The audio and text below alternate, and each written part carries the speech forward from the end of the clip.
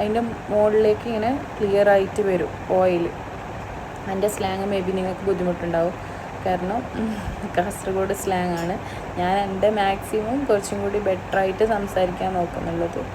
പിന്നെ ഇത് കുക്ക് ചെയ്ത് വന്നിട്ടായിട്ട് ഒരു പാനിലെടുത്തിട്ട് അതിൻ്റെ പീസസ് മാത്രം 2 സൈഡും ഫ്രൈ ചെയ്തിട്ട് എടുക്കാം ഒരു പാനിലേക്ക്. പിന്നെ അതിൻ്റെ ഗ്രേവി ഒന്ന് ജസ്റ്റ് ഒരു മീഡിയം ഫ്ലെയിമിൽ ഗ്രേവിനെ ഒന്ന് തിക്കാക്കിയിട്ട് എടുക്കാം, കുറച്ച് കട്ടിയാക്കിയിട്ട്.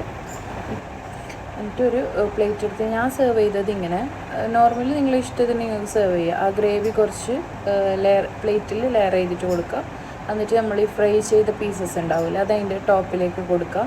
പിന്നെ റിമൈനിങ് വരുന്ന ഗ്രേവി അത് അതിൻ്റെ ടോപ്പിലേക്ക് ഇട്ട് കൊടുക്കുക.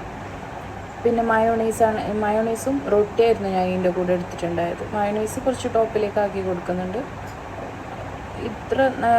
ഇങ്ങനെ ചെയ്താൽ നല്ല ടേസ്റ്റാണ് ഇങ്ങനെ കഴിക്കുമ്പോൾ. എനിക്ക് ഭയങ്കര ഇഷ്ടമായി. ഒരിക്കലെങ്കിലും വലിയ പണിയുള്ള സംഭവമല്ല, ഒന്ന് ട്രൈ ചെയ്ത് നോക്കാം. എന്നിട്ട് കമൻറ്റ് ബോക്സിൽ അറിയിക്കാം എങ്ങനെ ഉണ്ടായിരുന്നു. Thank you for watching. By.